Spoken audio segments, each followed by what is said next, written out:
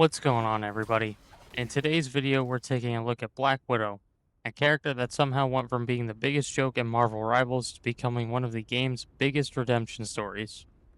For months, Widow wasn't known for getting kills. She was known for people throwing your competitive matches. If someone didn't get the hero they wanted to play, they automatically swapped to Widow. If someone got frustrated during a game, they swapped to Widow. That character has become less about her actual abilities and more about the reputation the community gave her. Fast forward to today, and after one of the biggest reworks we've seen so far, she's finally become a character people actually want to play.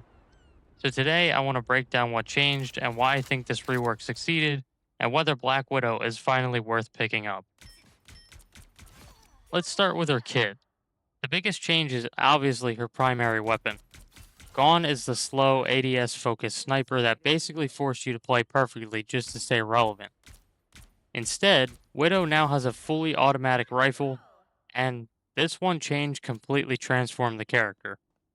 Before the rework, I probably spent 20 minutes total playing Widow. Those were very forgettable 20 minutes. She felt slow, awkward, and honestly, there just wasn't much of a reason to play her when almost every other duelist offered more value. Now, though, her weapon feels fantastic. It isn't overpowered, it isn't melting entire teams, but it definitely feels like a weapon that rewards good aim without making every missed shot feel like a disaster. She also kept her melee stance.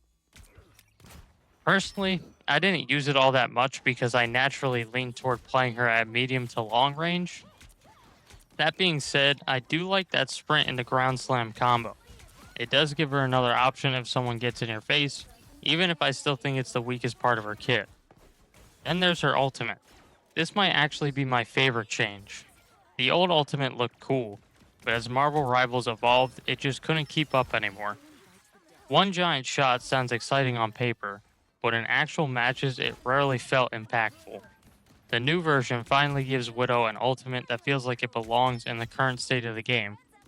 It's simple, effective, and can be pretty useful. The biggest surprise for me wasn't actually how much damage she does now, it was how much more fun she is. And that's a very important distinction.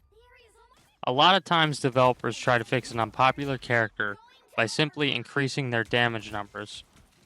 That's great, but it doesn't always work. If the gameplay itself isn't enjoyable, people still aren't going to pick that character. I think that's exactly what happened with Old Widow. She wasn't just underpowered, she just wasn't enjoyable. This rework didn't just buff her, it completely changed how she feels to play. Instead of waiting for one perfect opportunity every few seconds, you're constantly repositioning, applying pressure, and looking for openings. Ironically, she feels much more like an assassin now than she ever did. And even in moments like this where I'm struggling to still use her melee, honestly, I'm having a better time with her now than I ever did when she originally released. One thing that's always fascinated me about competitive games is how quickly the community can decide a character's whole reputation. Black Widow wasn't simply considered weak, she became the entire symbol of throwing. People would see someone lock Widow and immediately assume the match was already over. Whether that player was actually good or not almost didn't matter anymore. The reputation became stronger than the character herself. Eventually, that perception became so widespread that Widow wasn't really being judged on her abilities, she was being judged on the memes. It's honestly kind of impressive, but at the same time, also pretty unfortunate. Then, things got even worse. I'm not going to spend too much time covering all the tournament drama because there are already plenty of videos that explain it in detail. But after the January 2026 tournament controversy involving Zaza and Kingsman, Black Widow's reputation took another massive hit. Whether it was fair or not, Widow became even more associated with refusing to swap heroes. At that point, the developers really only had two options: leave her exactly as she was, or completely rethink the character. Thankfully, they chose the second option. I think they made the best call they could. One thing I appreciate is that they didn't overcomplicate her. Great characters don't need 3 pages of abilities. They don't need a dozen different mechanics. Sometimes a simple kit that's fun to use is all you need.